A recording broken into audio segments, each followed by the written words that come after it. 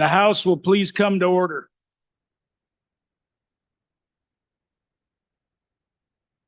I would like to welcome everyone to the third day of the session, February 13th, 2024. 14th, my calendar's wrong on my cheat sheet, which is, by the way, is Valentine's Day. And it's like a multiple choice question up here once in a while, and I got that one wrong. So anyway, welcome to the session. I hope we have a good one today. Chief Clerk, please call the roll.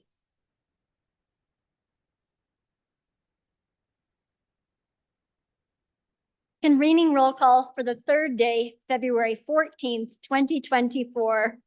Alamand. Allred. Andrew. Angelos. Excused. Banks. Bear. Berger. Brown. Burkhart. Byron. Chadwick. Chestick. Plouston. Conrad. Crago. Davis. Eklund. Haroldson. Harshman. Heiner. Henderson. Hornock. Jennings. Knapp. Larson Lloyd. Larson JT. Lawley. Excuse. Lawley.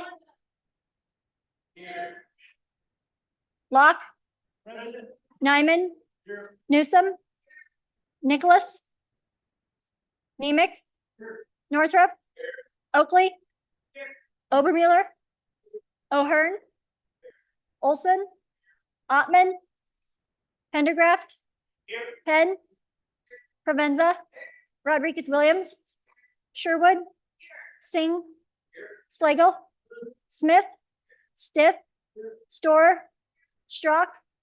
Stivar. Tarver. Trujillo. Walters. Ward. Washut. Western. Winter. Wiley. Yin. Zwanitzer Dan. Zwanitzer Dave. Speaker Summers. 61 present, 1 excused. The prayer today will be provided by Reverend Mary Cockett from the Christ Episcopal Church in Cody, Wyoming. Please rise.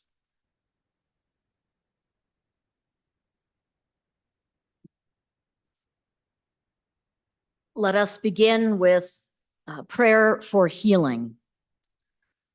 Continued healing for Representative Angelos, healing in the community of Sheridan, and especially for the family of Sergeant Krinke and all who are impacted by his death. I invite you to offer your needs for healing, coming from the depths of your hearts,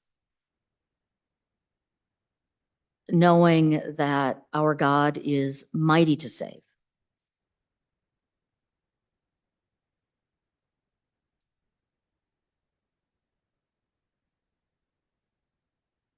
Happy Valentine's Day and a blessed Ash Wednesday. It's a wonderful confluence of two holidays, one that celebrates Christian love and the other that observes the need that we all have to continually renew ourselves in faith by self-examination and repentance as many Christians around the world begin the observance of the season of Lent. The holiday of Christian love reminds us of the power of God to transform by God's love for all of us, and our power as created in the image of God when we offer love to transform the lives of all with whom we come into contact. And then the celebration or observation of Lent gives us the opportunity to look at the things in our lives that block the flow of God's love received by us and for our neighbor. And so I have a prayer of contrition for Lent, for all of us to think about the ways in which we come short. And these are not easy things to think about. I think it's why the church gives us 40 days to reflect on them, because we are often blind to them and they're difficult to examine. And then I offer a second prayer from a Franciscan saint of the 13th century, Bonaventure, on Christian love. A prayer of contrition for Ash Wednesday. Save us, O God, from the blindness which is not even aware it is sinning, from the pride which cannot admit that it is wrong, from the self-will which can see nothing but its own way, from the self-righteousness which can see no flaw within itself, from the callousness which has sinned so often that it has ceased to care, from the defiance which is not even sorry for its sins, for the evasion which always puts the blame on someone or something else,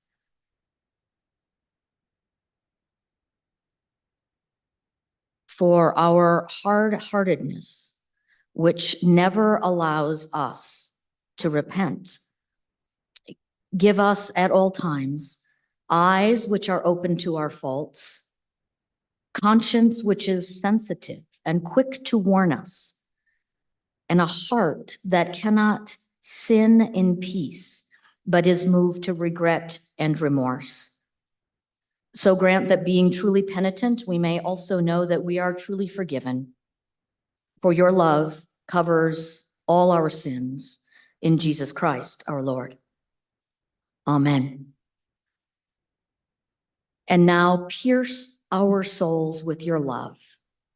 Lord Jesus Christ, pierce my soul with your love, so that I may always long for you alone, who are the bread of angels and the fulfillment of the soul's deepest desire. May my heart always hunger and feed on you, so that my soul may be filled with sweetness in your presence. May my soul thirst for you, who are the source of life, wisdom, knowledge, light, and all the riches of God, our source and creator. May I always seek and find you, think about you, speak to you, do everything for the honor and glory of your name. Be always my hope, my peace, my refuge and help, in whom my heart is rooted. May I never be separated from your love. Amen. Thank you, Reverend Cockett, for those words. Please join me in the Pledge of Allegiance. I pledge allegiance to the flag of the United States of America and to the republic for which it stands, one nation, under God, indivisible, with liberty and justice for all. Live on!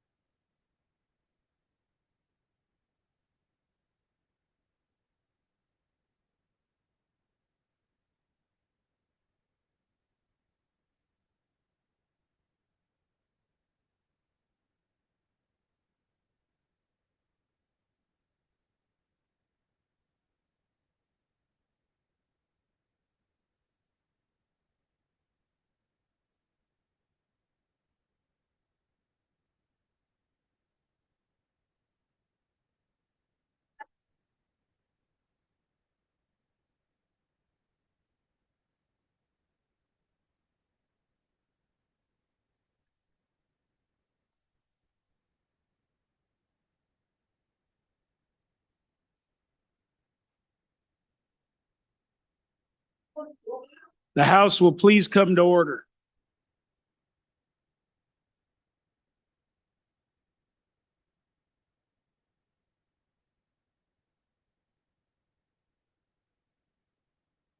There was a period of time in the last several years when we didn't do this greeting in the morning. And people will think I'm odd this way, but I think it's the single most important thing we do. Because if we can't shake each other's hands and look each other and smile, we can't solve the problems for the state of Wyoming. So with that, Journal Committee report. Your Journal Committee reports the Journal of February 13th, 2024 has been read and recommends that it be approved. Representatives Chestick and Ward.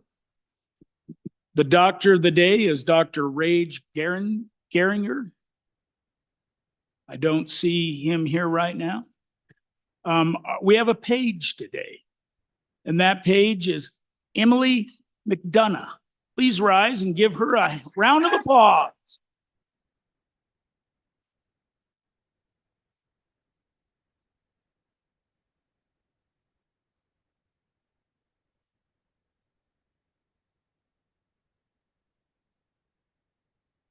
Emily is a Cheyenne Central High student, and she'll be here until Friday. So next Friday. So if you got notes you want to pass around, we always have a little fun with that at times during Committee of the Whole. That would be appropriate. So thank you, Emily. Representative Allred, do you have a privilege? Yes, Mr. Speaker, thank you. Ladies and gentlemen, I'd like you to draw your attention to the north balcony and give a warm welcome to former House member Evan Simpson. Here, here.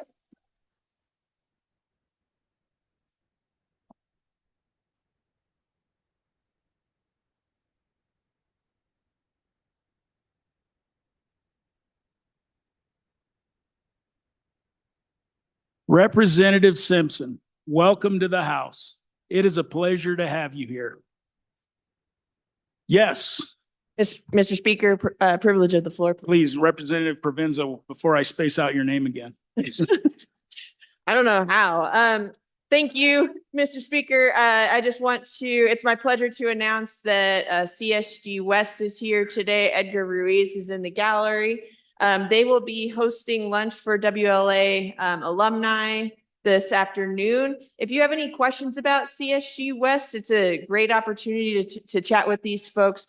Really, there's nothing like it giving opportunity for us to discuss issues with other states, particularly with water, as we have some of our members who have chaired those committees. So I just like to thank CSG West for being here and for hosting great conferences. And as your class president, I hope that you will apply for WLA. Thank you. Provenza.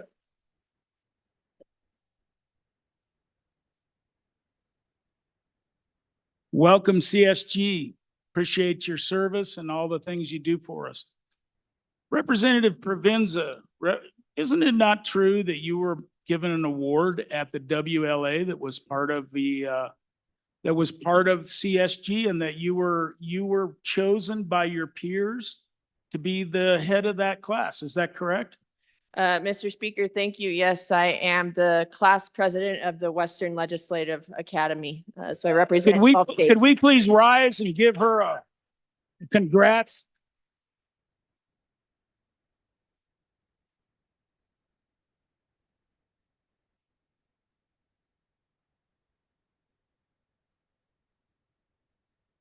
All right, let me see. I've got several little notes. Oh, yes, Representative Pendergraft. Thank you, Mr. Speaker. One of the great joys of life, I think you would agree, is making new friends. And all of my friends get an invitation to come here to the house and see what we do and to take an interest in the issues of the day. And every now and then somebody does and takes a firm interest. I would like to introduce to you right up here, the lovely Miss Christine Sturdivant. Welcome. Here, here.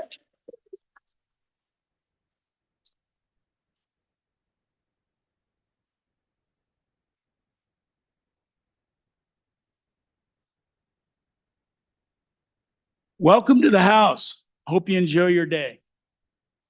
I have a series of Representative Conrad, are you doing a privilege or just lurking? All right, I guess that answers that question. All right. So I have a few notes, and please listen to these. All bills must be approved by noon today. So that's a firm, hard deadline. And I want to make it clear that Cal on the and I'm going to go through this. I'll go through my schedule first. But long story short of this nice note here is if you know you have budget amendments, please get them into staff as soon as you can so they're not hung up in a rush when that deadline hits, when you have to turn in at 5 p.m. It'll just make their weekend maybe a little better. Maybe they'll have at least a little weekend if we get our budget amendments in. So please do that in respect of staff. And so just a note on the days coming up after today.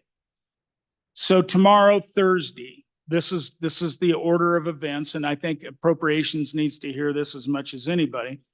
We'll start out with introductions, second reading, third reading, hopefully a short cow. And then in the afternoon, we'll have committee of the whole on the budget. And then on Friday, first thing is we'll go right back into committee of the whole on the budget and we'll finish that. So that likely takes a whole day, half a day and a half a day.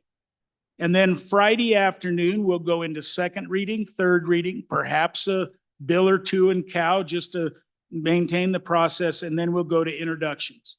And by rule, introductions have to stop at 6 p.m. on the last day, which is Friday. And so I just wanted everybody to keep that in mind. If anybody needs this note or wants to write it down, I'll stick it right up here. And then you'll kind of know what the order of events are.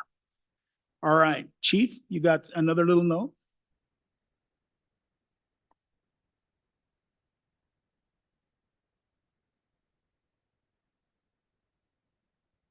Just a note on that bill finalization, that needs to include all co-sponsors, and the button has to be approved or handed in to LSO. Right? It doesn't, it could be numbered right after noon, but it has to be presented in its final form by noon. All right. Now, we're gonna begin the day with, we'll begin these introductions. I'm just gonna kind of talk about the process on introductions from here on out. And, we're gonna begin with still with a couple of committee bills. And there are a couple more that I don't know when or if I'll get them up. And then we're going to start rolling into the first individual bills. And this first list today is a list of people, I don't think you'll see anybody's name twice on this list. And one other thing on the list, the yellow sheet is not the most up-to-date list. You need to go in on the daily calendar, so legislative session. You click on that, you make sure you're on Wednesday. Once you're on Wednesday, you go to House Details and the list pops up. Because there's been bills being numbered, bills people didn't want to run with, bills that are not relevant because the Senate did them. And so that list is evolving. With the list you see here, there may be one interjection of this in this lineup today that you don't see on this list. But other than that, this will be the list. And this is not there might be a few tough bills in here, but they're not the hardest bills. And then the list starting tomorrow will probably not be in an order like this, like small, it'll be an order that I choose. And if you want to visit with me about a bill, please come to my office after the session and talk to me. And I'll listen to what you have to say. I'm going to continue I've got a lot of bills in buckets back there. And so we're going to try to work our way through these. And so with that, we are at that order of business at the introduction, reading, and reference of bills. The first bill for our consideration is House Bill 104. House Bill 104, sponsored by Water. First reading of the bill. Omnibus Water Bill Planning. So Representative Conrad, it was just up at the mic and I gave him a hard time, and he's early to everything, so it's all right that he was a little fast to the mic there. So Representative Conrad. Mr. Speaker, I'm not loitering up here. Mr. Speaker, You're on the clock. so I go move ahead. House Bill 104 and ask your favorable consideration, specifically members of the House 67th. This specifically deals with Omnibus Bill Water Planning. I know that this is a bill that comes up fairly often, if not every year. I'd ask again for your favorable consideration because it really impacts everyone here in some manner or fashion. I want to clearly tell you that it provides appropriation. It requires reporting provisions, reversions of unexpended funds back to where they belong, and authorizes those unobligated funds to be used for other designated products. Appropriates a number of areas as well. We've worked extremely hard on this throughout the last year, and specifically, this impacts water issues, construction, rehabilitation, and new ideas that will benefit the specific counties: Lincoln, Sweetwater, Platte, Converse, Fremont, Park, Carbon, Bighorn, Hot Springs, Goshen, Johnson, and Albany, just to name a few. It helps with new development, rehabilitation on, obviously in this case, level 1, as well as level 2, but also supports the studies that include development to containing our water, but providing it to where we need it in the agricultural basin, industrial, as well as our personal areas as well. Thank you. Would anyone like to speak in opposition against the water bill? Chief Clerk, please call the roll on House Bill 104. Allemande, Allred, Andrew, Angelos, excused, Banks, Bear, Berger, Brown, Burkhart, Byron, Chadwick, Chestick, Clauston, Conrad, Prego, Davis, Eklund, Haroldson, Harshman, Heiner, Henderson, Hornock, Jennings, Knapp, Larson Lloyd, Larson JT, Lawley, Locke, Nyman, Newsom, Nicholas, Nemec, Northrup, Oakley, Obermuller, O'Hearn, Olson, Ottman, Pendergraft, Penn, Provenza, Rodriguez Williams, Sherwood, Singh, Slagle, Smith, Stiff, Storer, Strock, Stivar, Tarver, Trujillo, Walters, Ward, Washut, Western, Winter, Wiley, Yin, Zwaniter Dan, Zwaniter Dave, Speaker Summers. Aye. Are there any changes? Closing vote. Vote closed. 61 aye, 1 excused. Having received the affirmative vote of 2/3 of the elected members, House Bill 104 has been introduced and is assigned to Committee Number 5, Agriculture. The next bill for our consideration is House Bill 138. House Bill 138, sponsored by Capital Finance. First reading of the bill. State funds, Pool A participation and fund limits. Chairman Obermuller. Thank you, Mr. Speaker. I move House Bill 138 and ask for your favorable consideration. Pool A is an investment pool offered by the department that oversees state investments. Its purpose is to provide a better return on money for state agencies. That is not needed in the short term. It is not intended to be used like a checking account with money moving in and out on a temporary basis, which can easily result in capital losses, as you might imagine. What problem is being solved with this bill? Currently, Pool A is being used much like a checking account by some smaller players, creating too much traffic and exposure to loss. So this bill tightens up the qualifications of who can participate in Pool A and sets a minimum balance going forward at $5 million. This change is also needed to make the administration of Pool A more manageable for those in charge of investing our money, whose staff is already stretched in capacity. The bill contains two appropriations of approximately $2 million each for two of the larger participants to meet the minimum requirement of $5 million. Thank you, Mr. Chairman. Would anybody Mr. like to Speaker. speak against this bill? Not, Chief Clerk, please call the roll on House Bill 138. Allemande, Allred, Andrew, Angelos, excused, Banks, Bear, Berger, Brown, Burkhart, Byron, Chadwick, Chestick, Clauston, Conrad, Prego, Davis, Eklund, Haroldson, Harshman, Heiner, Henderson, Hornock, Jennings, Knapp, Larson Lloyd, Larson JT, Lawley, Locke, Nyman, Newsom, Nicholas, Nemec, Northrup, Oakley, Obermuller,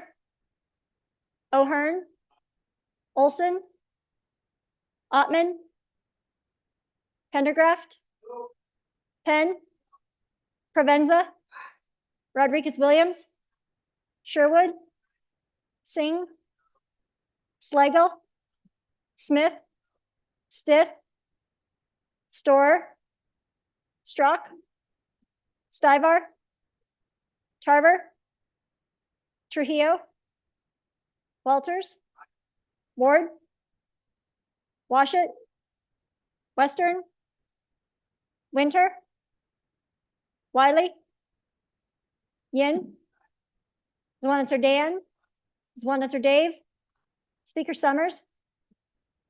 Are there any changes? Are there any changes? Closing vote? Vote closed.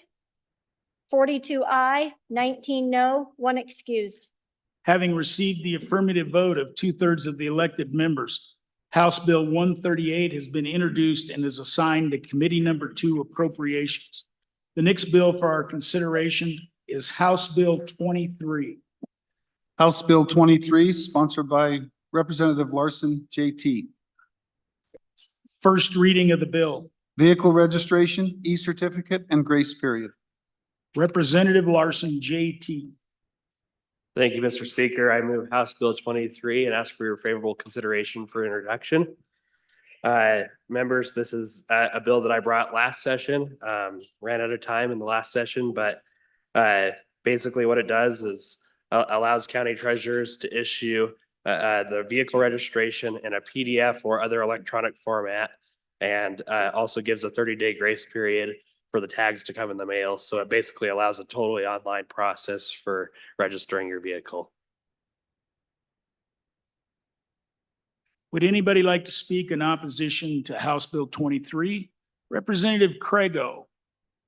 Thank you, Mr. Speaker. Just a quick question for the bringer. Does it require that, or is there discretion still left to our county officials? Would anybody else like to, Chairman Zwanitzer? Thank you. Another question, Mr. Chairman. If other states do this or if we're leading in this area? We still have a little time left. Would anybody else like to speak for or against? So Representative JT Larson, you've got 30 seconds to respond to those questions. Thank you, Mr. Speaker. So this is not a requirement. This is a may. So the counties don't have to implement it if it's not something that they would like to do. And then there are other states that are moving into the electronic realm of registration and titling, as well as other things. So we're just kind of following along with the 21st century here. All right, Chief Clerk, please call the roll on House Bill 23.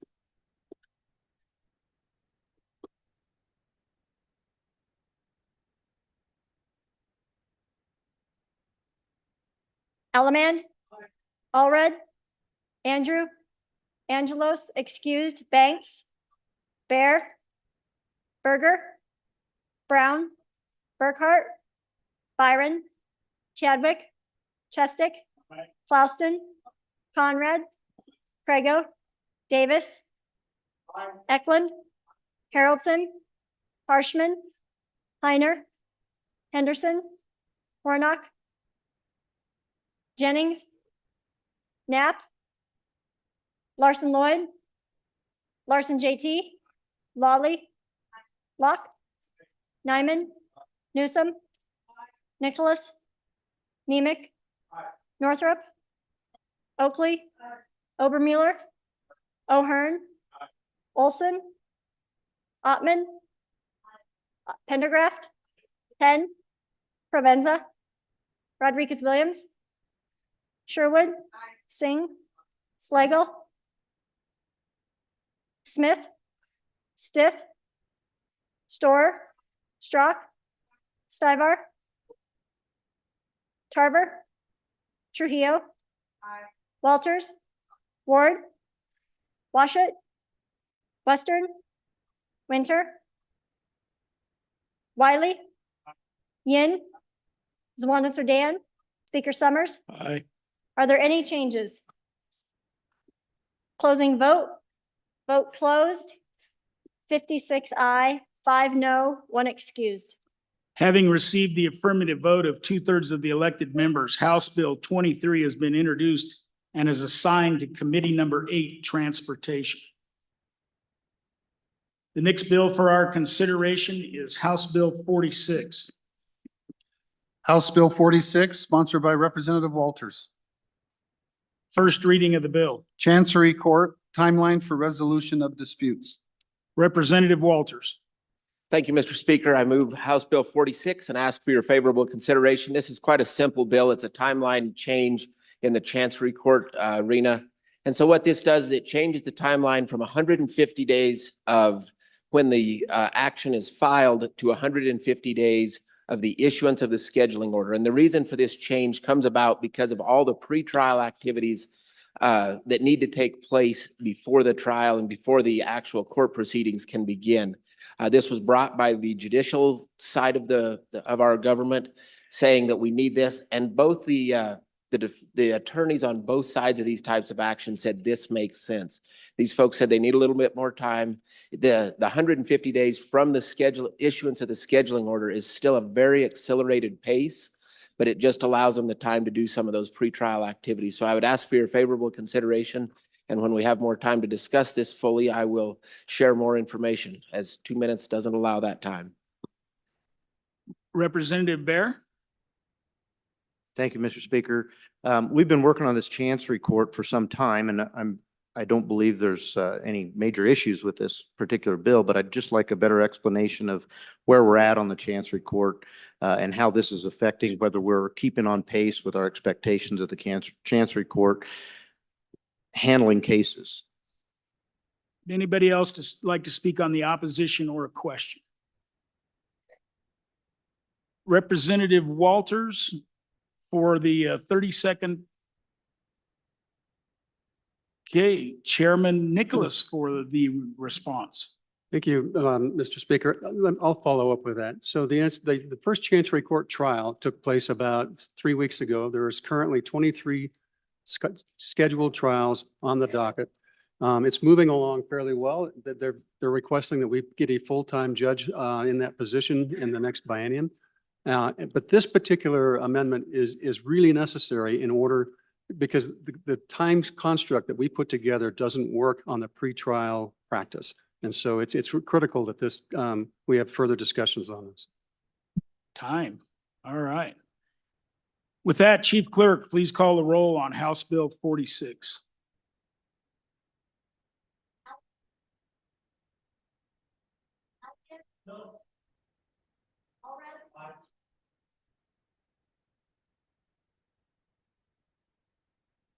Andrew? Angelos excused. Banks? Bear? Berger?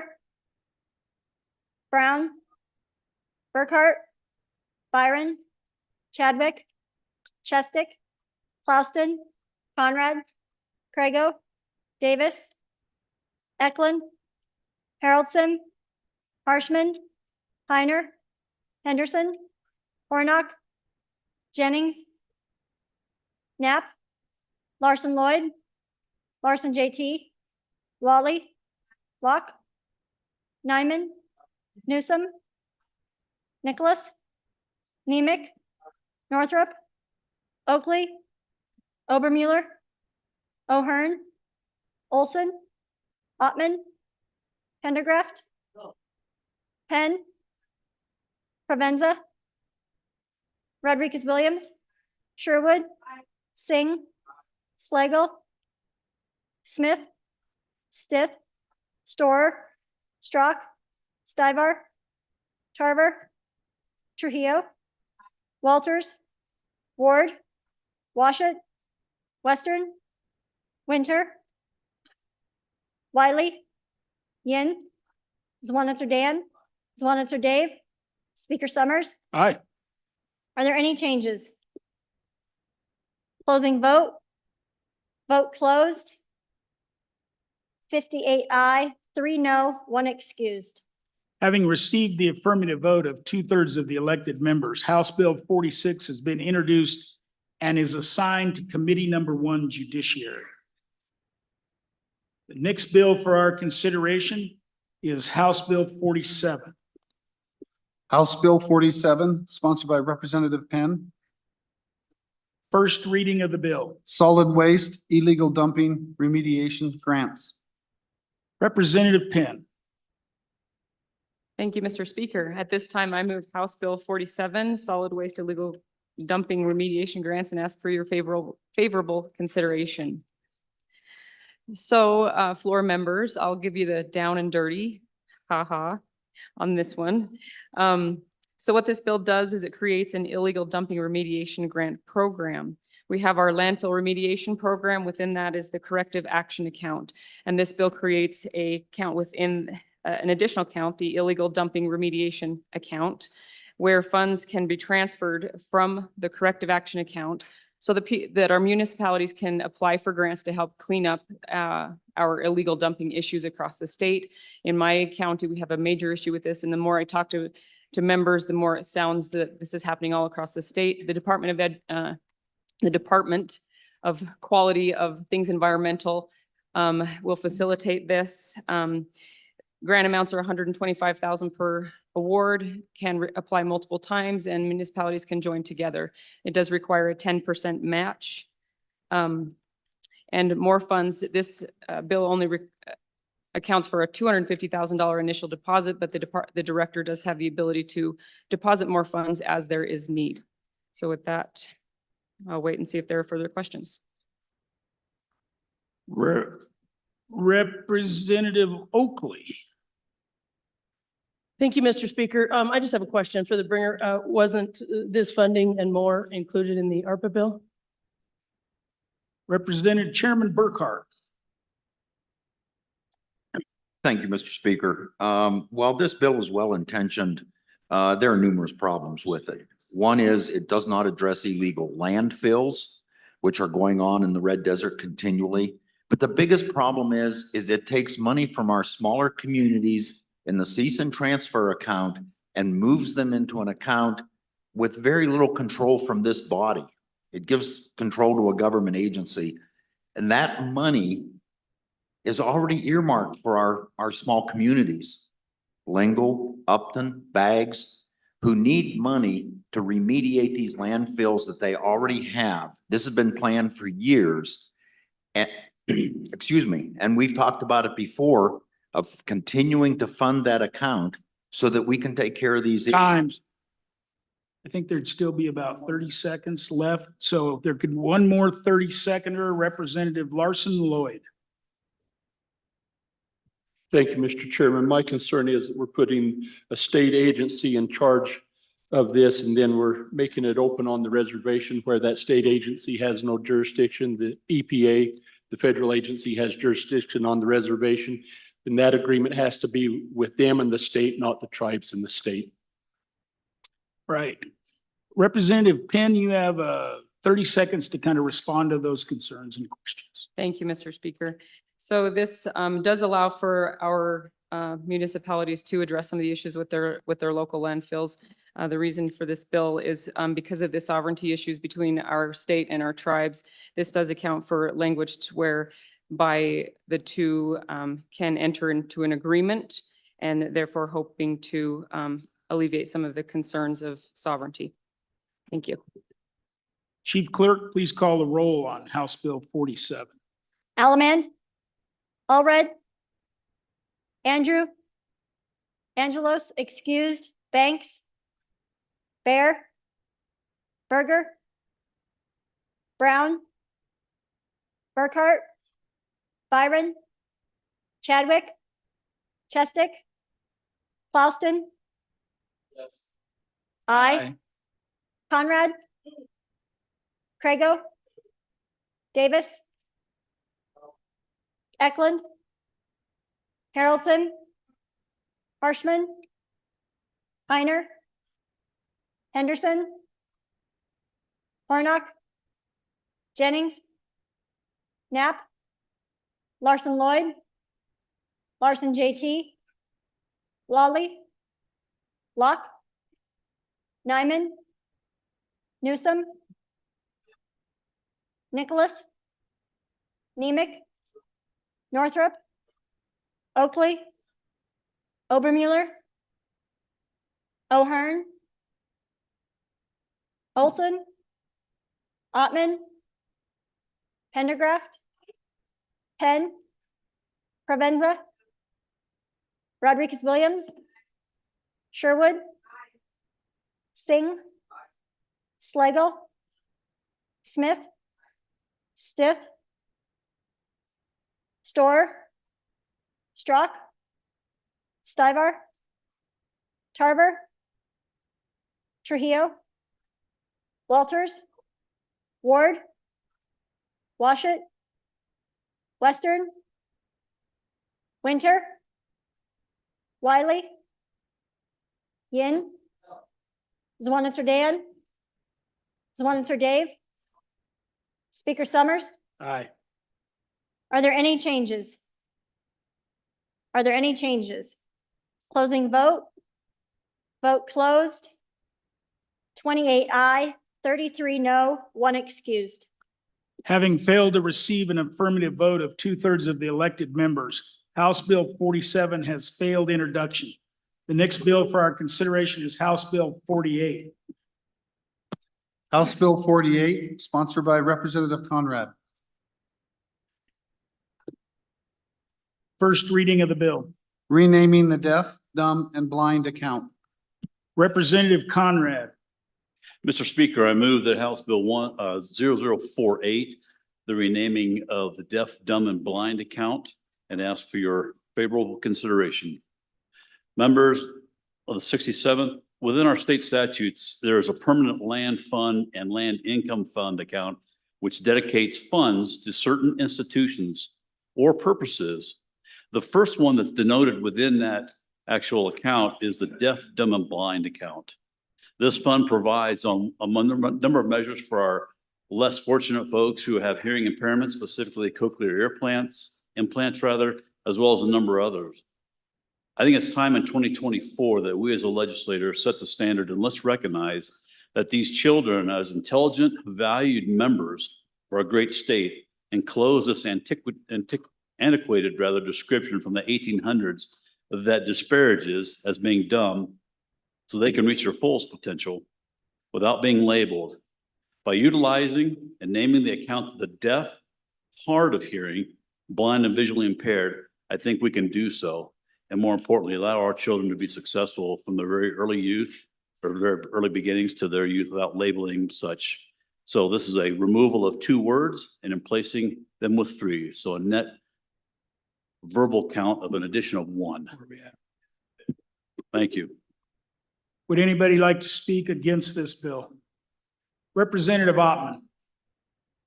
Thank you, Mr. Speaker. Just a question for the bringer of the bill. Since the visually impaired is being added to this, could there be a definition of that added to this? Chairman Brown.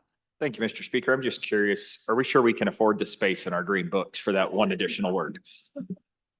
Chairman Brown. Anybody else? Not, Chief Clerk, please call the roll on House Bill 48. Oh, yeah, you need to respond. Sorry, I'll let you do that. Representative Conrad for your 30 seconds. Mr. Speaker, thank you. To the good representative, I think if I heard it was a digital, I apologize, but we can work on the language together if we can get this through. Did you say digitally impaired? No. What? Visually impaired. Yes, we could work through this. Yes. And finally, we'll work through that, and to representative in the south, or rather in this case in the west, yes, there is space. All right, now we'll do it. Chief Clerk, please call the roll on House Bill 48. Allemand, Allred, Andrew, Angelos, excused, Banks, Bear, Berger, Brown, Burkhart, Byron, Chadwick, Chestick, Clouston, Conrad, Prego, Davis, Eklund, Haroldson, Harshman, Heiner, Henderson, Hornock, Jennings, Knapp, Larson Lloyd, Larson JT, Lawley, Locke, Nyman, Newsom, Nicholas, Nemec, Northrop, Oakley, Obermueller, O'Hearn, Olson, Ottman, Pendergraft, Penn, Provenza, Rodriguez Williams, Sherwood, Singh, Slagle, Smith, Stiff, Storr, Strock, Stivar, Tarver, Trujillo, Walters, Ward, Washit, Western, Winter, Wiley, Yin, Swanitzer Dan, Swanitzer Dave, Speaker Summers. Aye. Are there any changes? Knapp, no to aye. Further changes? Closing vote. Vote closed. 55 aye, 6 no, 1 excused. Having received the affirmative vote of 2/3 of the elected members, House Bill 48 has been introduced and is assigned to Committee Number 10, Labor. The next bill for our consideration is House Bill 51. House Bill 51, sponsored by Representative Nyman. First reading of the bill. Public indecency, intimidation. Majority Floor Leader Nyman. Thank you, Mr. Speaker. I move House Bill 51 and would ask for your favorable consideration. Folks, what this is this was brought to me by a local situation that we faced in my district where I was approached by some parties that were dealing with an issue of basically intimidation is what they were dealing with. And this bill was contemplated due to some issues they were finding in the statutes that were not, shall we say, definitive enough or descriptive enough in order to be able to deal with the situations they were facing. What it basically did was in our statutes, and you can see where the change that was made is or with the intent to intimidate or harass another person. And this is why by exposing yourself to that person. And at that time, there was nothing there.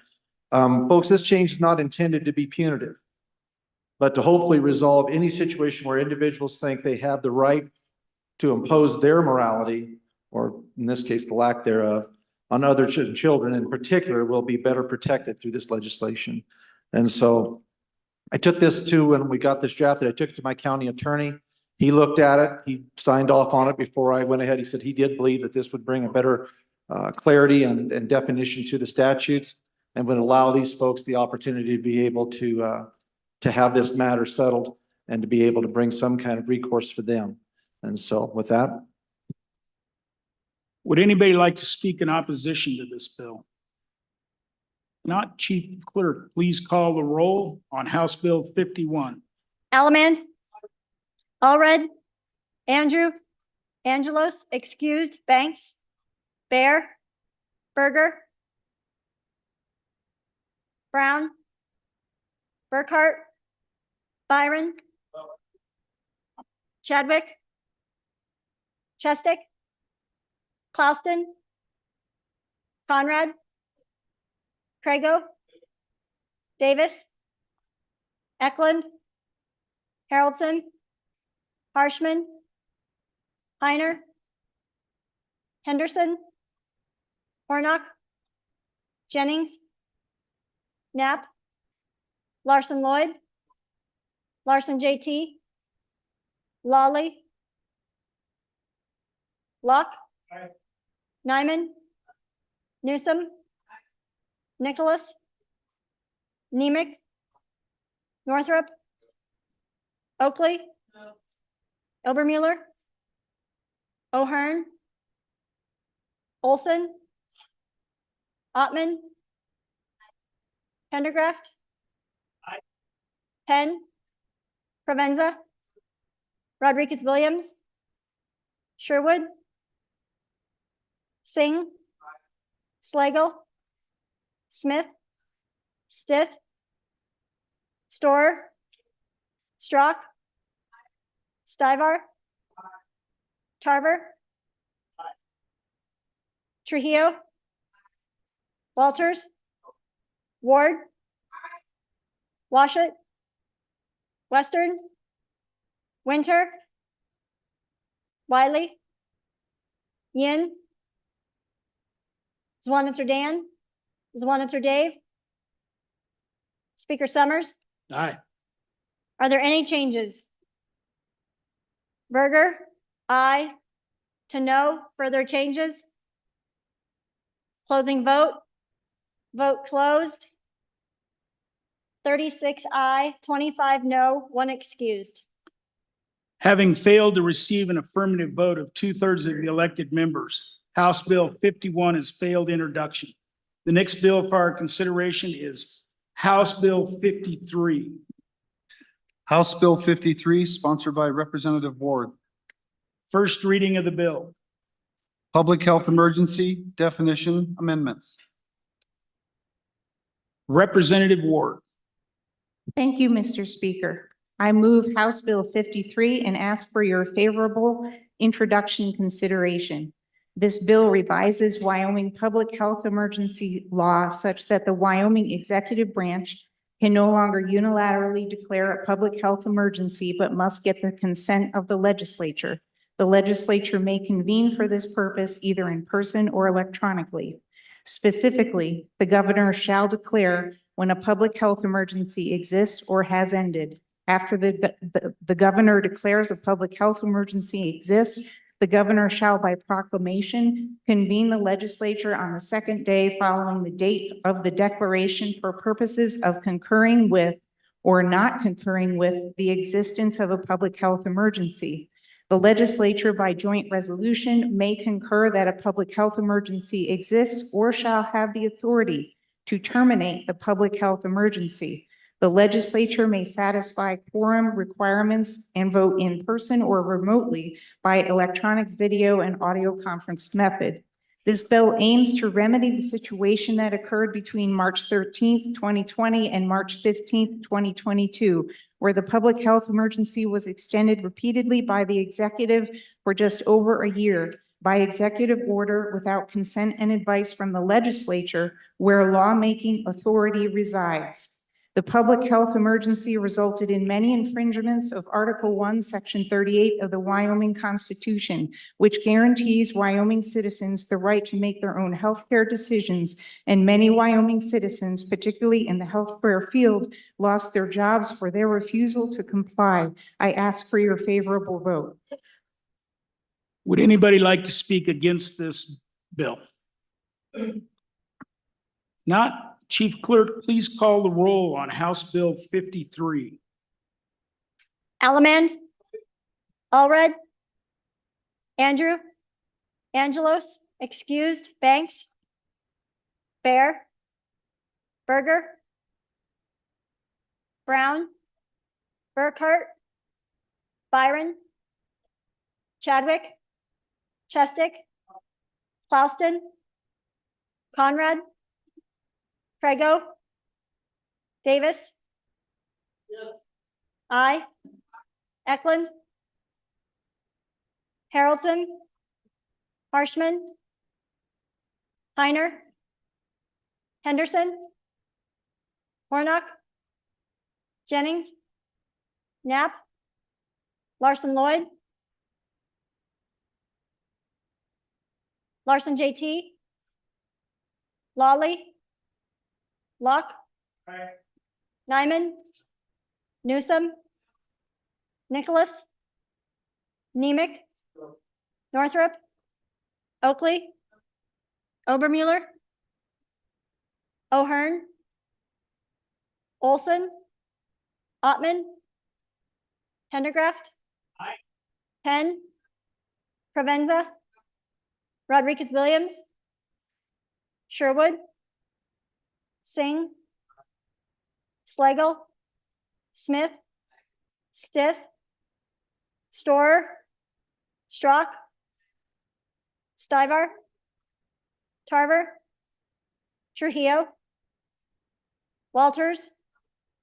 Ward. Washut. Western. Winter. Wiley. Yin. Zwaniter Dan. Zwaniter Dave. Speaker Summers. Aye. Are there any changes? Closing vote.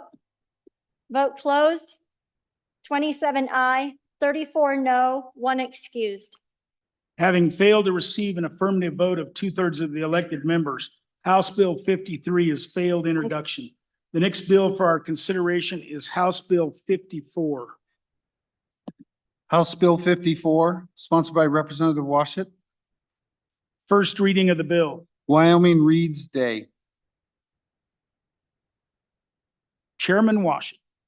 Thank you, Mr. Speaker. I move House Bill 54 for introduction and encourage your favorable consideration.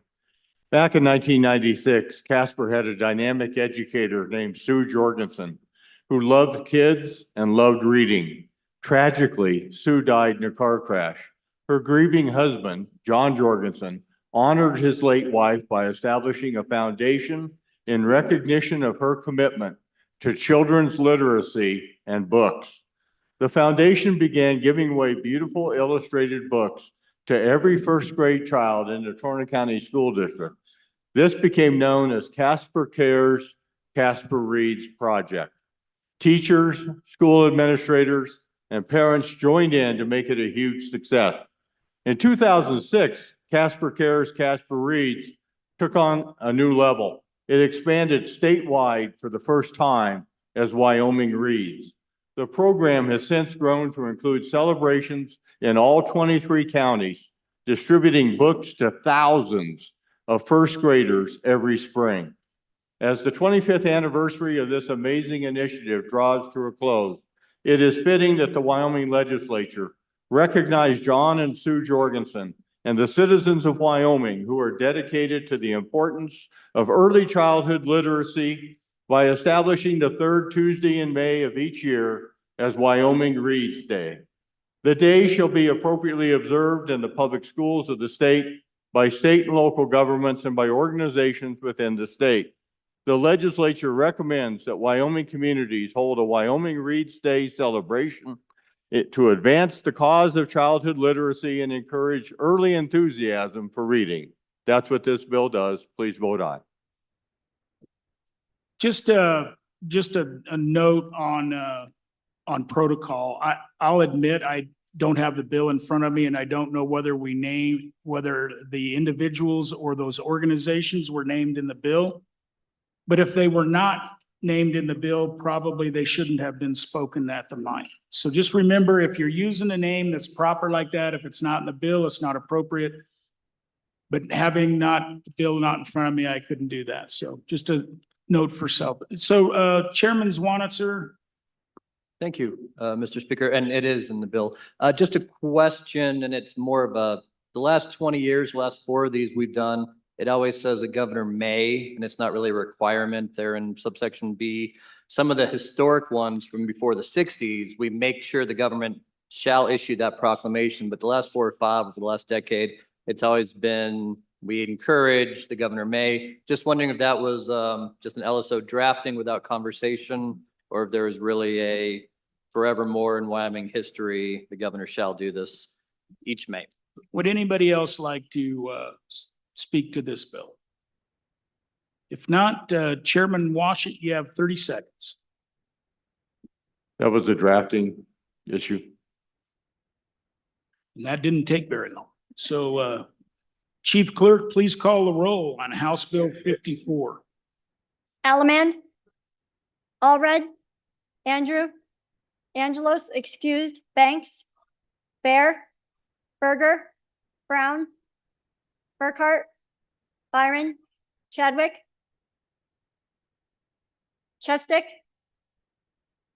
Klauston, Conrad, Prego, Davis, Eklund, Haroldson, Harshman, Heiner, Henderson, Hornock, Jennings, Knapp, Larson Lloyd, Larson JT,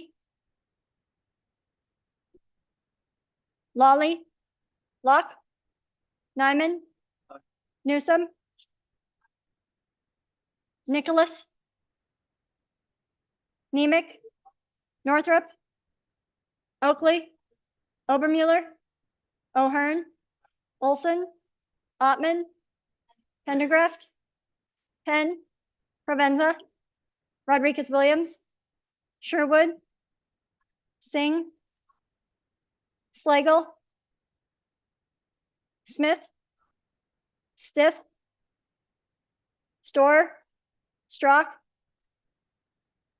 Stivar, Tarver, Trujillo, Walters, Ward, Washut, Western, Winter, Wiley, Yin, Zwaniter Dan, Zwaniter Dave, Speaker Summers. Are there any changes?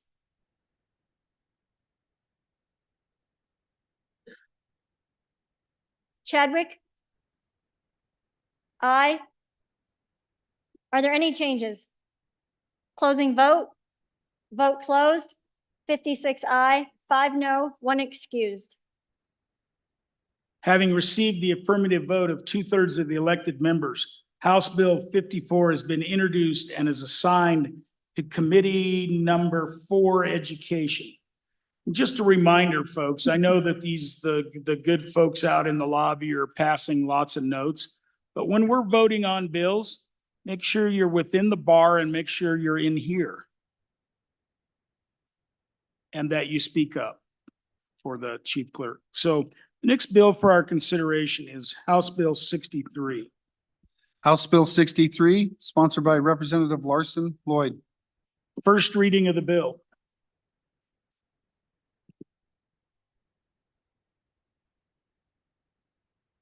Sex and gender changes for children prohibited. Representative Larson Lloyd. Thank you, Mr. Chairman. I move that I'd like to move House Bill 63 and ask for favorable consideration for introduction. And Mr. Speaker and members of the House, last year we had our first round of looking at a bill that prohibited gender reassignment surgery.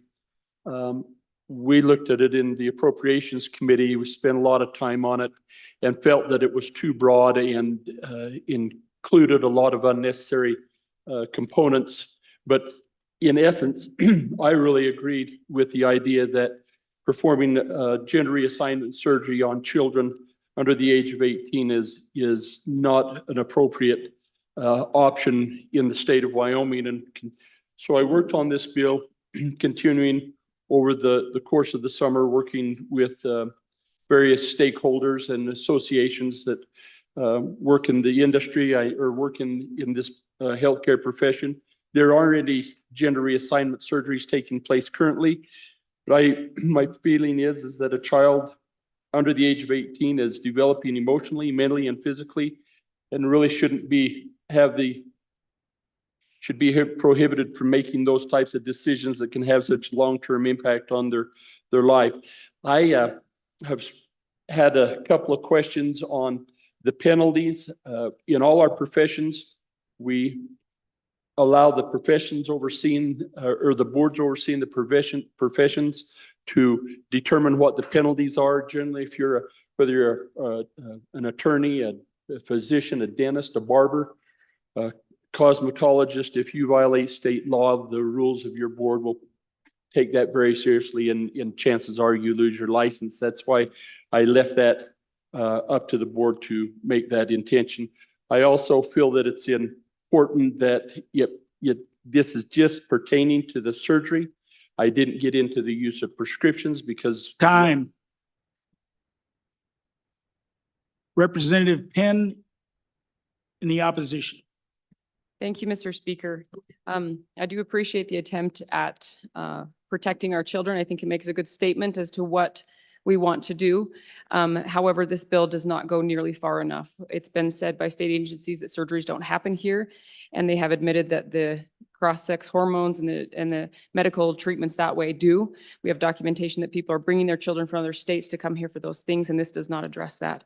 There's other vehicles that are much better, much more encompassing to actually protect our children, and I would urge a no vote on this.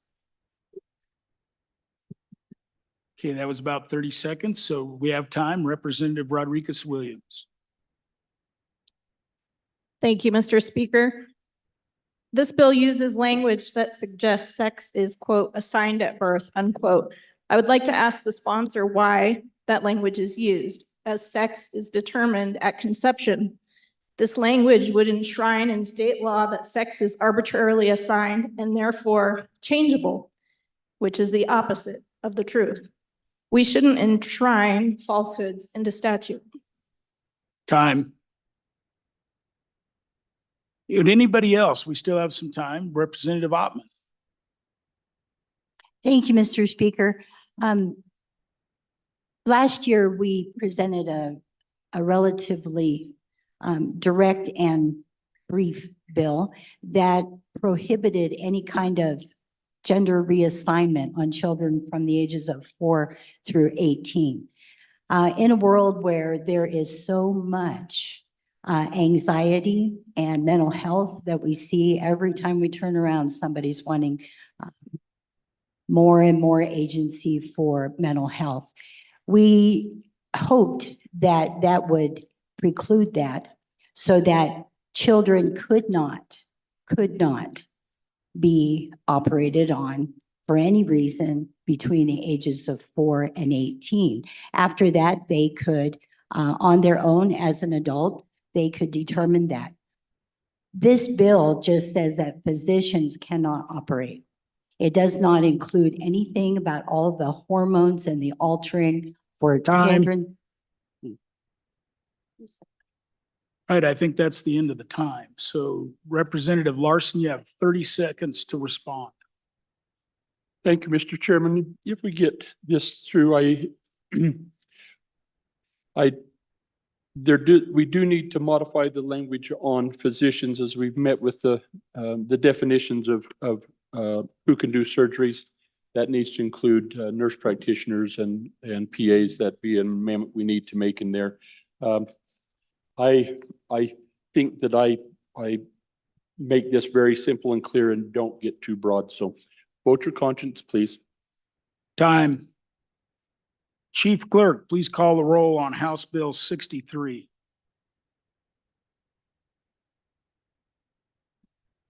Allemand? Allred? Andrew? Angelos, excused. Banks? Bear? Berger? Brown? Burkhart? Byron? Chadwick? Chestick? Klauston? Conrad? Prego? Davis? Eklund? Haroldson? Harshman? Heiner? Henderson? Hornock? Jennings? Knapp? Larson Lloyd? Larson JT? Lawley? Locke? Nyman? Newsom? Nicholas? Nemec? Northrop? Oakley? Obermuller? O'Hearn? Olson? Ottman? Pendergraft? No. Penn? Provenza? Rodriguez Williams? Sherwood? Singh? Slagle? Smith? Stiff? Storer? Strock? Stivar? Tarver? Trujillo? Walters? Ward? Washut? Western? Winter? Wiley? Yin? Zwaniter Dan? Zwaniter Dave? Speaker Summers? Aye. Are there any changes? Brown? Closing vote? Vote closed. 33 aye, 28 no, 1 excused. Having failed to receive an affirmative vote of 2/3 of the elected members, House Bill 63 has failed introduction. The next bill for our consideration is House Bill 66. House Bill 66, sponsored by Representative Brown. First reading of the bill. Firefighter cancer screening benefits. Chairman Brown. Thank you, Mr. Speaker. I move House Bill 66 and ask for your favorable consideration. Ladies and gentlemen, imagine, if you will, being 47 years old and asking to be scanned for cancer because you're sick, but you're told your insurance won't cover it. You wait 90 days before you exhaust all options, and finally insurance decides they'll cover it. They found cancer. You have 6 months to live. but you had cancer and it had it been detected 3 months earlier, it would have been capable of being healed and you would be saved. Now imagine it's connected to your work. You're a firefighter. That was my dear friend, Aaron Booker. 2 years ago, we offered up presumptive liability for our firefighters with service-connected illnesses.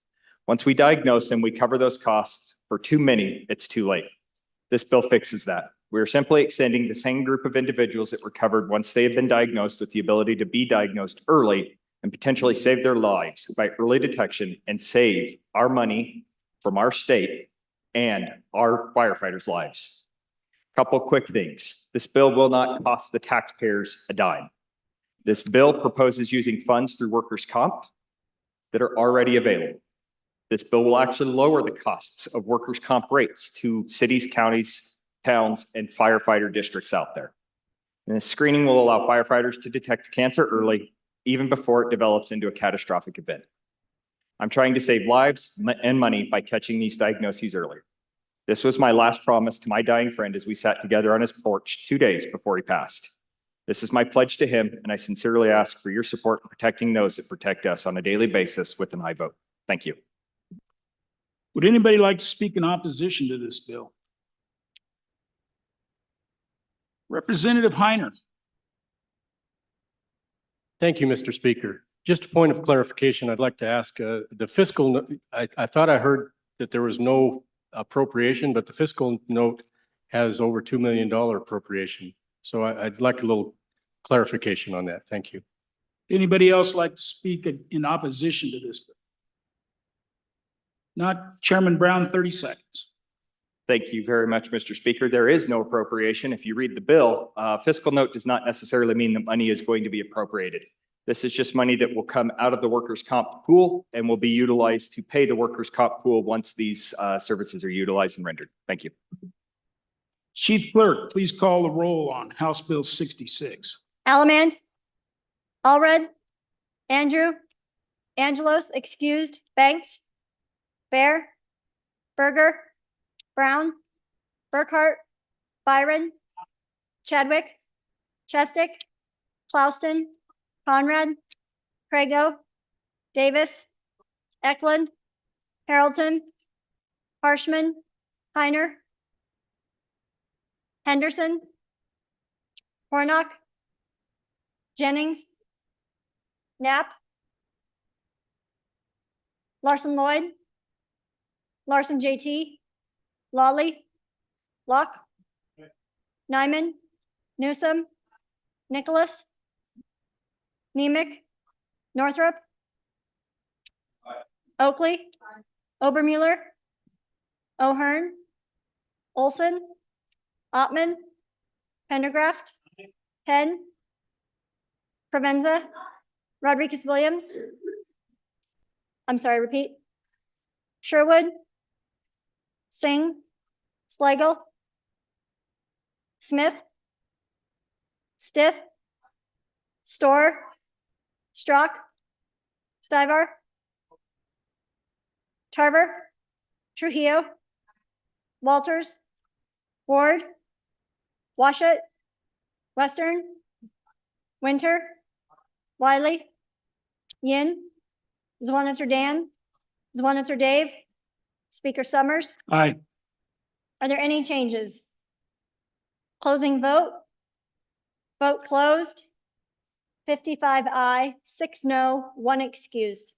Having received the affirmative vote of 2/3 of the elected members, House Bill 66 has been introduced and is assigned to committee number 8, Transportation.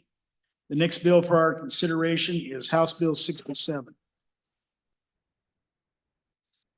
House Bill 67, sponsored by Representative Newsom. First reading of the bill. Outdoor Recreation and Tourism Trust Fund Administration 2. Chairman Newsom. Thank you, Mr. Speaker. I move House Bill 67 and ask for your favorable consideration for introduction. Last year, we created the Outdoor Recreation and Tourism Trust Fund account, and we funded it. When it went to our friends across the hall, they stripped out all of the governance structure that was in that bill. So this bill creates a governance structure for the Outdoor Recreation Trust Fund, which has already been created and already has $6 million in it. That money comes from tourism, not from the general fund. All of those dollars in the trust fund come from tourism. Without this bill, we will not be able to get the money that is in the trust fund out of the trust fund because there is no governance structure at this time. House Bill 67 is Wyoming's answer to address the failure of our federal government to fund outdoor rec trails and specifically shooting ranges, fishing access, boat ramps, and equestrian needs such as corrals and trails. Each of you will have a handout on your desk that outlines those projects that were asked for from ARPA funds but were denied. The funds used in these grants will be able to be used for those purposes as well.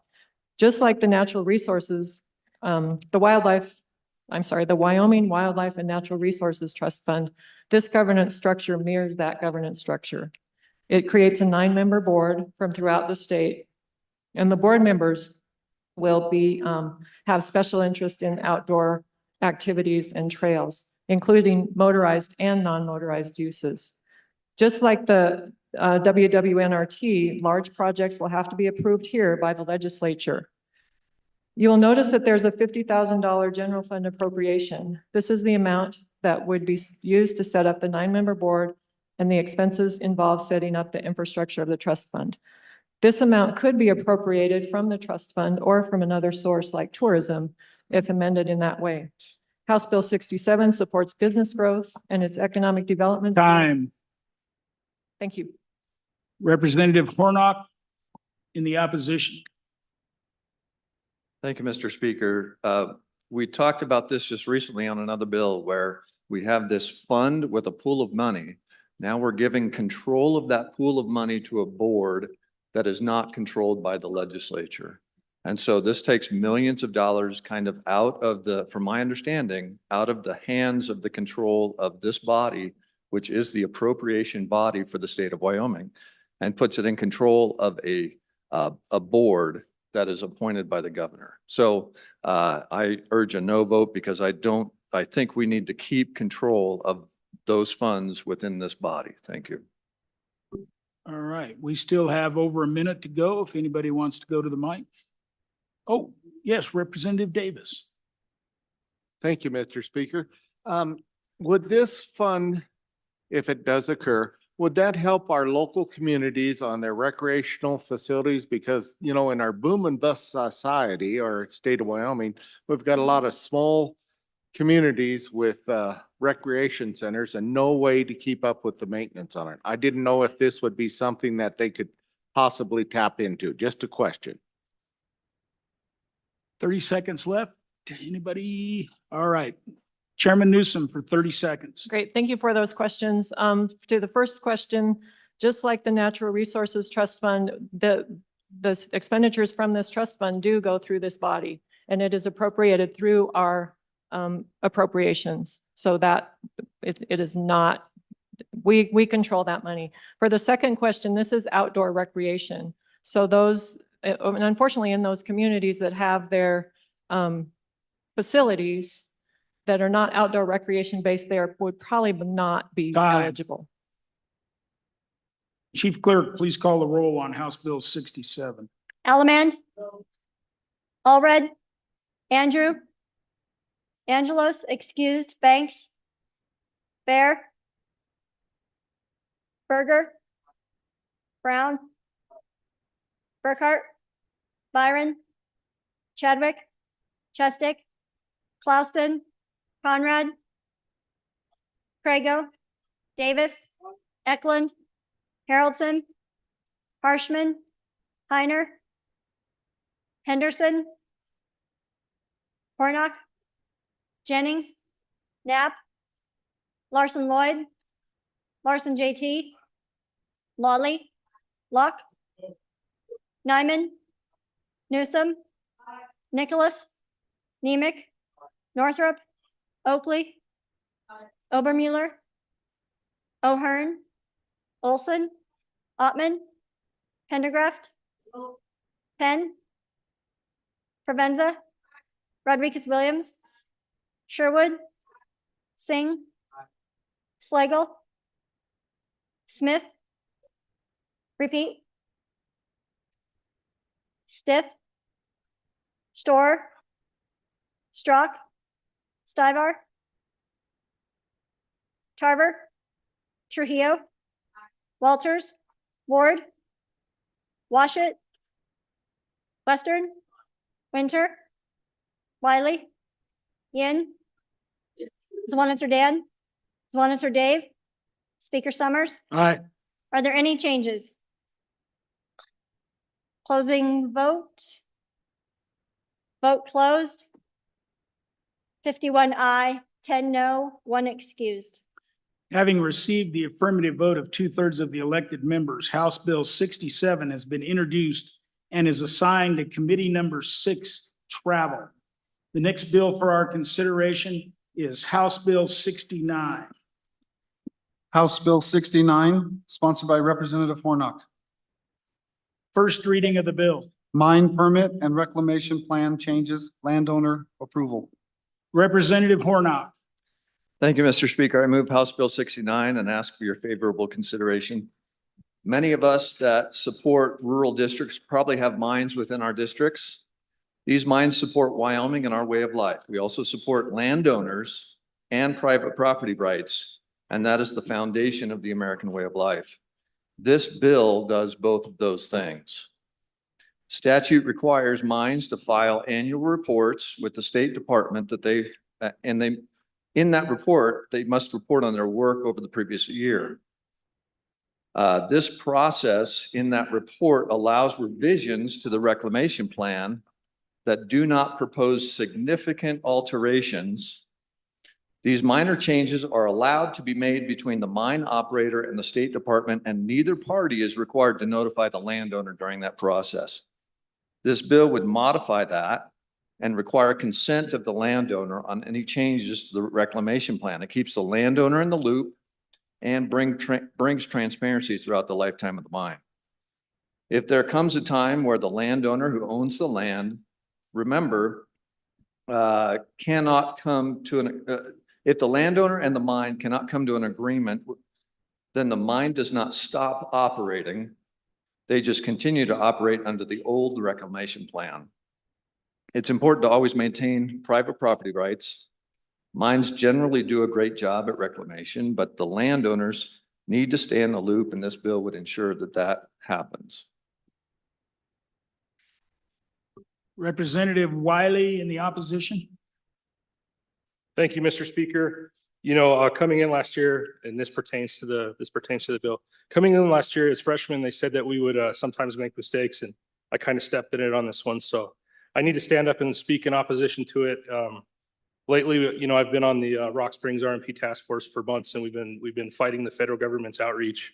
And this bill is, without worked heavily or something, it's going to give the federal government an avenue to have that overreach again. So I would respectfully ask everybody for a no vote. Representative Clouston, we still have some time. Thank you, Mr. Speaker. I've heard from mining operators in my county that while this bill is well-intentioned, it has unintended consequences that would cripple mining in Wyoming. They've asked that the bringers of the bill bring this to the mining operators over the interim, and they can work out some of these issues. I encourage a no vote. We still have a minute, I think. So Representative Stipp. Mr. Speaker, this bill seems to reverse over centuries worth of law, which says that the mineral estate is the dominant estate. This makes the surface owner the dominant estate. It would upend the mining industry, and please vote no. Anybody else? No. Representative Hornock for 37. Oh, over there. Sorry, Representative Western. Thank you, Mr. Chairman. So my concern here is that, about 40% of our surface estate is owned by federal agencies. So theoretically, wouldn't we be putting them in the driver's seat, giving the feds more authority and more power if this bill were to pass into law? I would appreciate your clarification. Thank you. Now, I think we still got 26 seconds. All right. Representative Hornock, you have 30. Thank you, Mr. Speaker. This bill just keeps the landowner in the loop on any changes. If they don't agree, if there's a conflict, then the mine just continues to operate under their existing permit. This just makes sure that the landowner understands what's going on. Right now, they can be completely left out of the loop if there are minor changes to their permit. Thank you. All right, Chief Clerk, please call the roll on House Bill 69. Allemande, Allred, Andrew, Angelos, excused, Banks. Bear, Berger, Brown, Burkhart, Byron, Chadwick, Chestick, Clauston, Conrad, Crago, Davis, Eklund, Haroldson, Harshman, Heiner, Henderson, Warnock, Jennings, Knapp, Larson Lloyd, Larson JT, Lawley, Locke, Nyman, Newsom, Nicholas, Nicholas,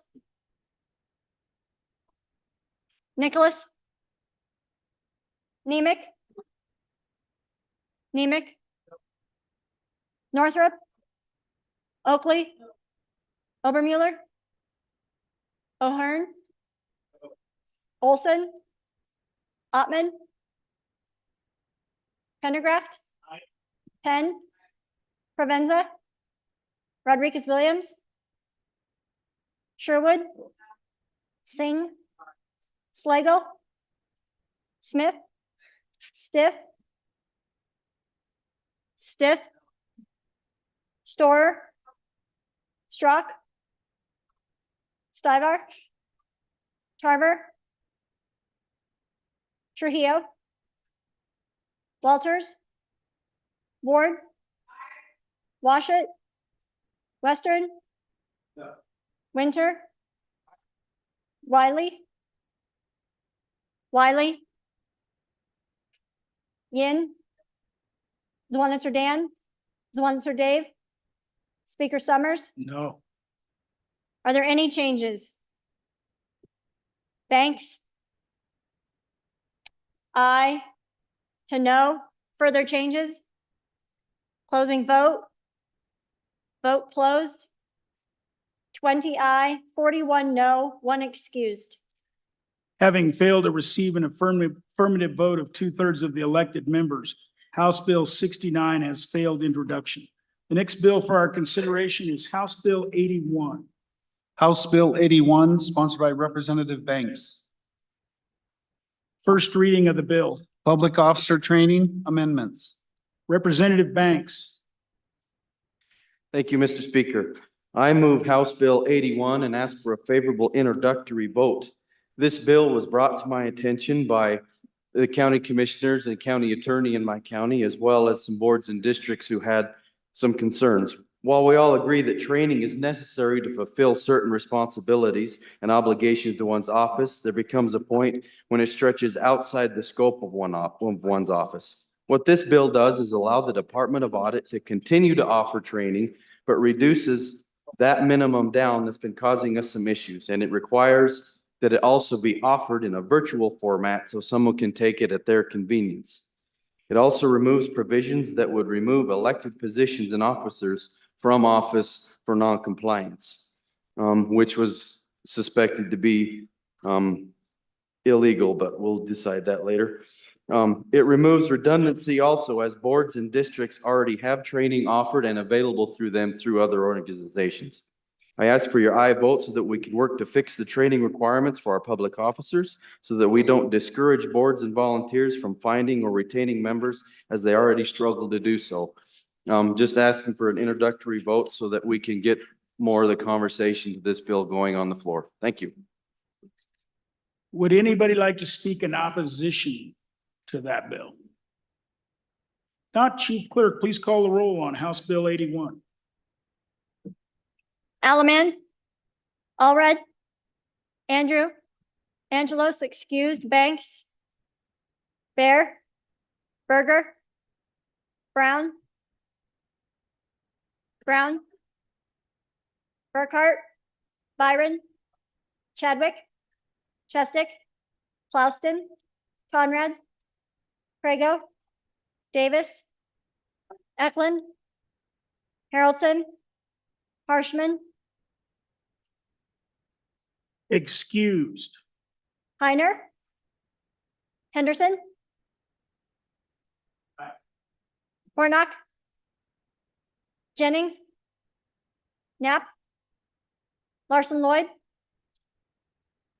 Larson JT, Lawley, Locke, Nyman, Newsom, Nicholas, Nemec, Northrup, Oakley, Obermuller, O'Hearn, Olson, Ottman, Pendergraft, Penn, Provenza, Rodriguez Williams, Sherwood, Singh, Slagle, Smith, Stiff, Storer, Strock, Stivar, Tarver, Trujillo, Walters, Ward, Washut, Western, Winter, Winter, Wiley, Yin, Swanser Dan, Swanser Dave, Speaker Summers, Aye. Harshman. Excuse to aye. Are there any changes? Heiner, Bear? Are there any changes? Closing vote? Vote closed. 57 aye, 4 no, 1 excused. Having received the affirmative vote of 2/3 of the elected members, House Bill 81 has been introduced and is assigned to Committee Number 7, Corporations. The next bill for our consideration is House Bill 82. House Bill 82, sponsored by Representative Sherwood. First reading of the bill. Cities and towns, abandoned and nuisance buildings. Representative Sherwood. Mr. Speaker, I move House Bill 82 and ask for your favorable consideration. This bill provides a property tax credit for owners of abandoned buildings who revitalize them and make them ready for a new use. It gives the city the ability and criteria to designate a property within city limits as abandoned or nuisance if it is vacant, neglected, or deteriorating. It limits the number of buildings that can be declared as abandoned based on the size of the community. It protects private property owners from having to relinquish or sell an abandoned or nuisance building. So this is not eminent domain. It provides the property owner with an incentive in the form of a credit on their property taxes if they invest in this building. So this bill is being brought back. It's been developed and improved in consultation with local governments, chamber, realtors, and bankers, and I would ask for your support. Thank you. Would anybody like to speak against this bill? Representative Larson Lloyd. Thank you, Mr. Chairman. I think that this really is thinking outside the box a little bit, but I have a question. As the city and town would be the one that would be taking the impact on the property tax that's not being done. But what about the other shareholders, the schools? And do they participate in determining if that abandoned building qualifies? Because they're going to have to take the hit as well. If you could just help me understand that. Representative Bear, there's still time. Thank you, Mr. Chairman. It seems to me that this bill is motivating property owners to go ahead and turn their property over to the local government and the state. And I would urge a no vote based on that. Thank you. Representative Hornock, there's still some time. Thank you, Mr. Speaker. It seems to me like there's a possibility that this would allow landowners to let their property go deteriorate. So there's kind of an incentive to do the reverse over time, and there might be a problem with that in some of these cities. There is still time. Representative Haroldson, are you up bad or? Thank you. So just, I guess a point of clarification or question. When this happens, obviously, is it the role of government for us to try to help people out of a place of disarray? And I guess that's the question we have to ask, because if we go there, where do we stop? All right, we still have 30 seconds. No takers. Representative Sherwood, you have 30 seconds. Thank you all for your questions, and I look forward to working with you one-on-one to address them. But with 30 seconds, I will say, visualize your downtown, an empty space that could be made use and ready for a new business. And so the reason I'm bringing this incentive for abandoned buildings bill back this session is because our communities deserve the tools to address dangerous, neglected buildings and dishonest property owners. Plus, these incentives to redevelop existing buildings in towns will protect the wide open spaces that we love. Thank you. Time. Chief Clerk, please call the roll on House Bill 82. Elleman? Allred? I'm sorry. Andrew? Angelos, excused. Banks?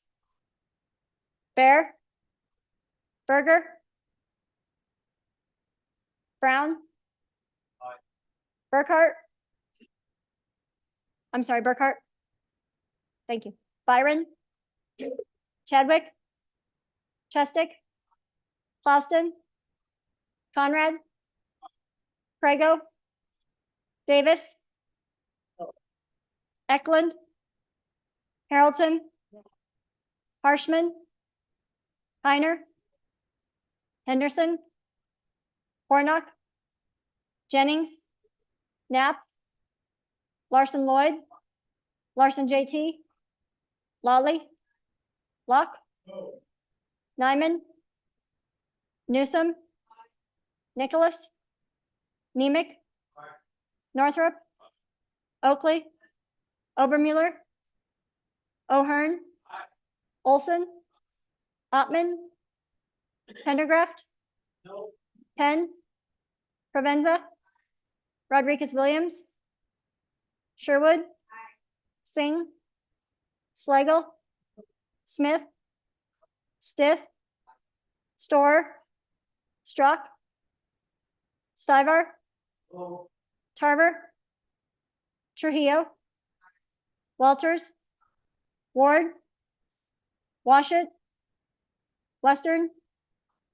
Winter? Wiley? Yin? Zwaniter Dan? Zwaniter Dave? Speaker Summers? Aye. Are there any changes? Closing vote? Vote closed. 38 aye, 23 no, 1 excused. Having failed to receive an affirmative vote of 2/3 of the elected members, House Bill 82 has failed introduction.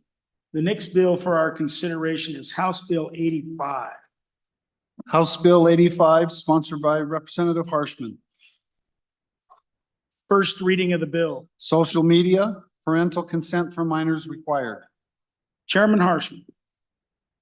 Thank you, Mr. Speaker. I move House Bill 85 and ask for your favorable consideration. Mr. Speaker and members, this is a bill I've kind of had, you know, and had it drafted a while. I've had it for a while and looked at it over the years, but there's a couple of us, I think, that are in the schools and we see kids every day and raised my own 4 kids. They're gone now, but this is a real issue. And I just think it's a real parental rights issue. And so I filed this bill. I've heard from people all around the state, heard from parents in the Bighorn Basin, heard from a person in Cody. So it's not, I don't think, a government intrusion. It's really before your kid gives away their information to many of them are foreign-owned entities, you should know as a parent. And I just think many states have gone this way. This puts the rulemaking and the enforcement in the Attorney General's office. I've had a few Wyoming companies reach out to me on tightening up that definition of social media. I think that's a great idea. I've got those ready that makes it into committee to amend that piece. But I think it's a real parental rights bill, and other states around the country are doing this as well. And I think it's our turn to make sure parents are in charge of this deal, because it's an incredible deal and it's changing fast. And I think this big experiment, you know, that we're all going through in our society, I don't know yet. And so I really appreciate your support so we can talk about this concept. So thank you, Mr. Speaker. Representative Ward in the opposition. Thank you, Mr. Speaker.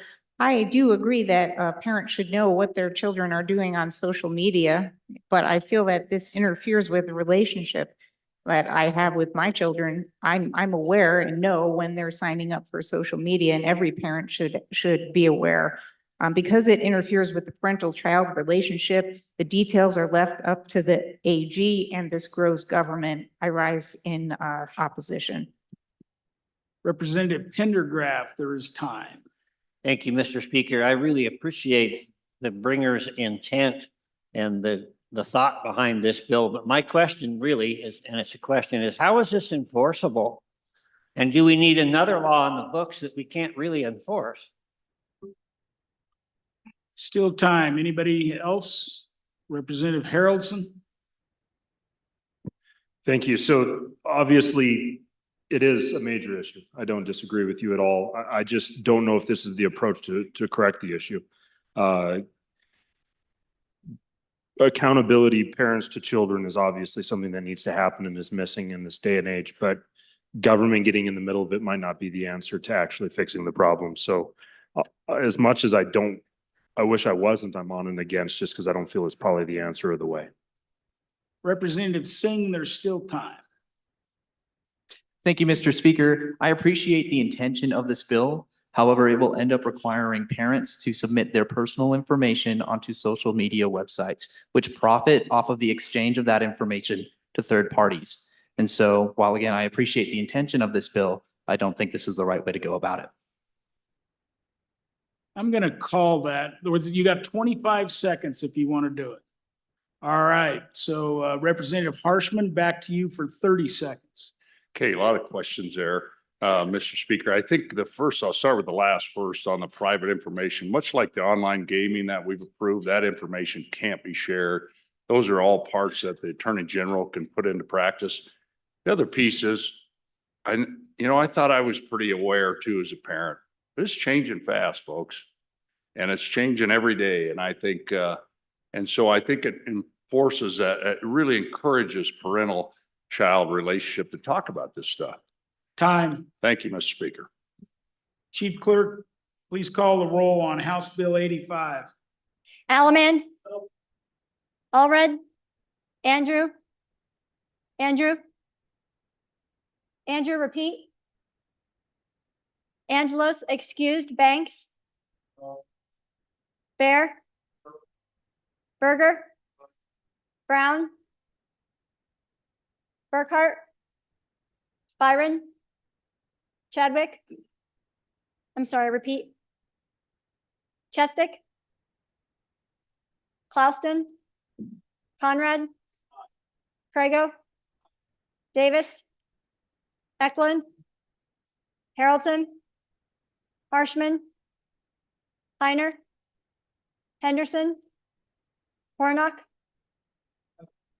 Jennings. Knapp. Larson Lloyd.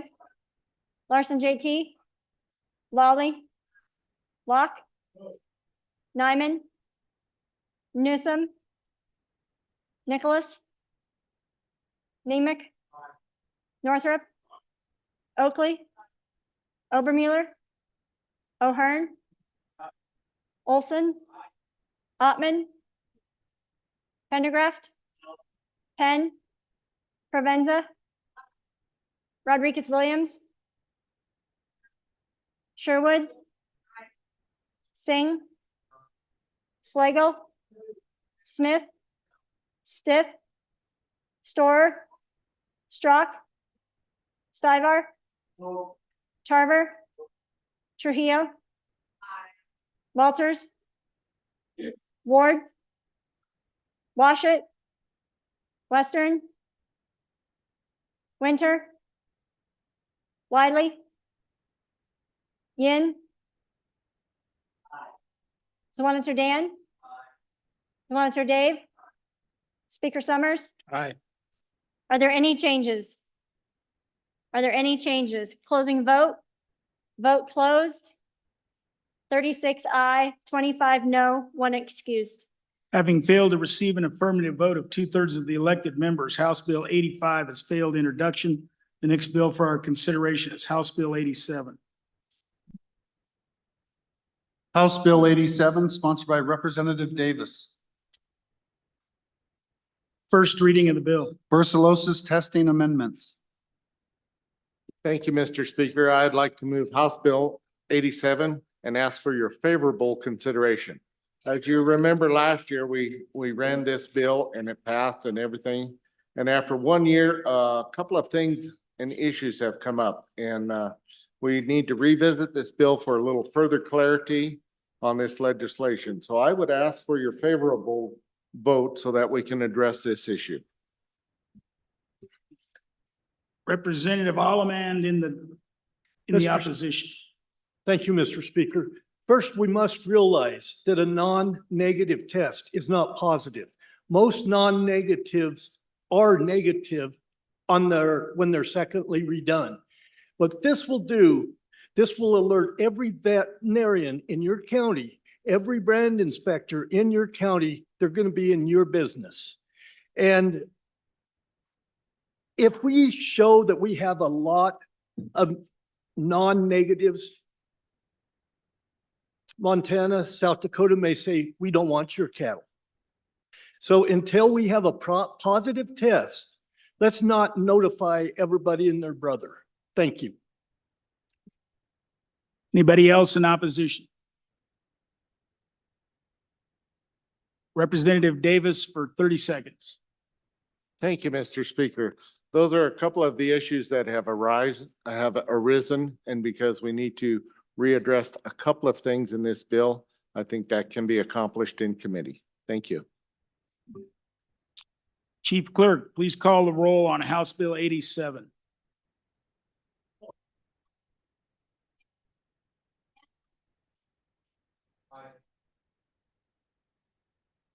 Banks? Bear? Berger? Brown? Burkhart? Byron? Chadwick? Chestick? Clauston? Conrad? Crago? Davis? Eklund? Haroldson? Harshman? Heiner? Henderson? Warnock? Jennings? Knapp? Larson Lloyd? Larson JT? Lawley? Locke? No. Nyman? Newsom? Nicholas? Nemec? Northrop? Oakley? Obermuller? O'Hearn? Olson? Ottman? Pendergraft? Penn? Provenza? Rodriguez Williams? Sherwood? Singh? Slagle? Smith? Stith? Storer? Strock? Stivar? Tarver? Trujillo? Walters? Ward? Washit? Western? Winter? Winter? Wiley? Wiley? Yin?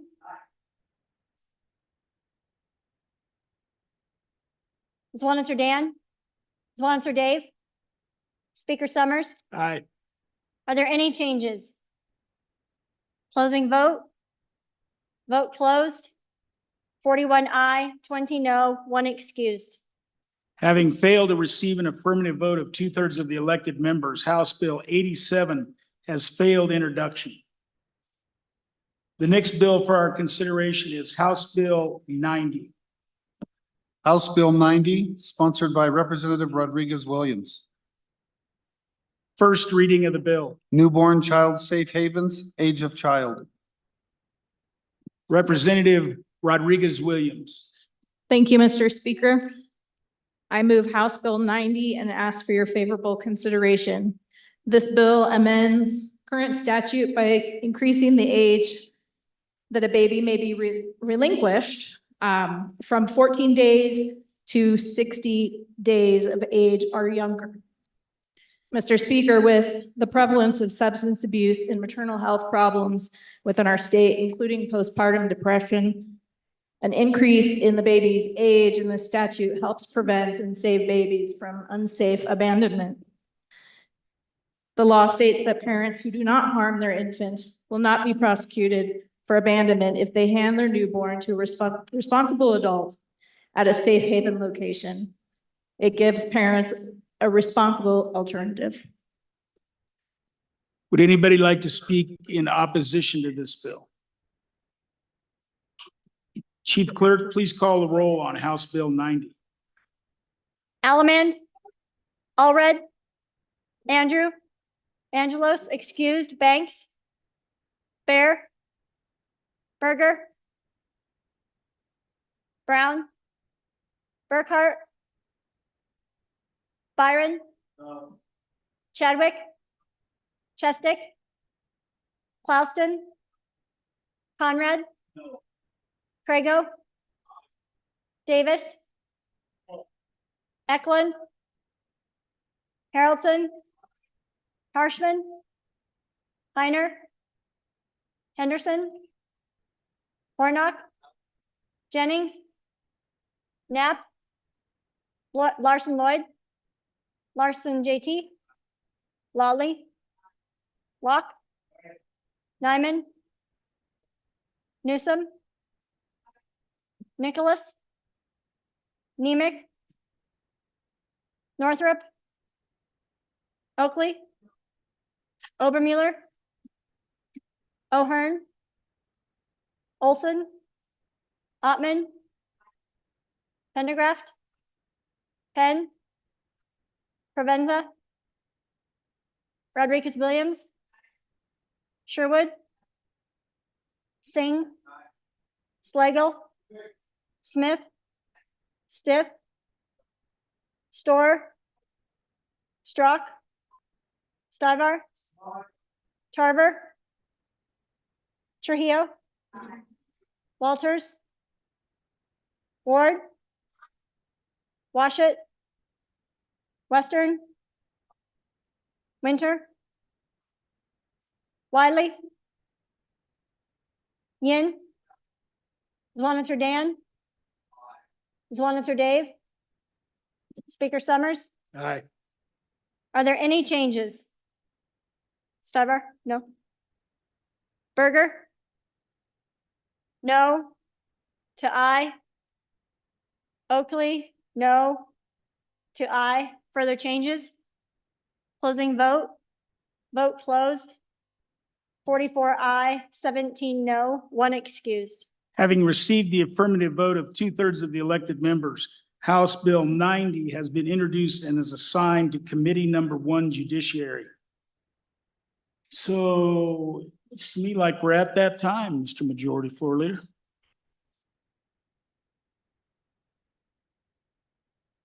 Mr. Speaker, I move that the House stand in recess until 2 p.m.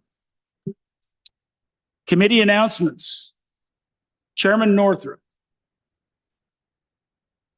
Thank you, Mr. Speaker. Committee number 4, Education, will meet just as soon as we can get our lunch put together. Remember, CSG's got lunch for us downstairs if you'd like.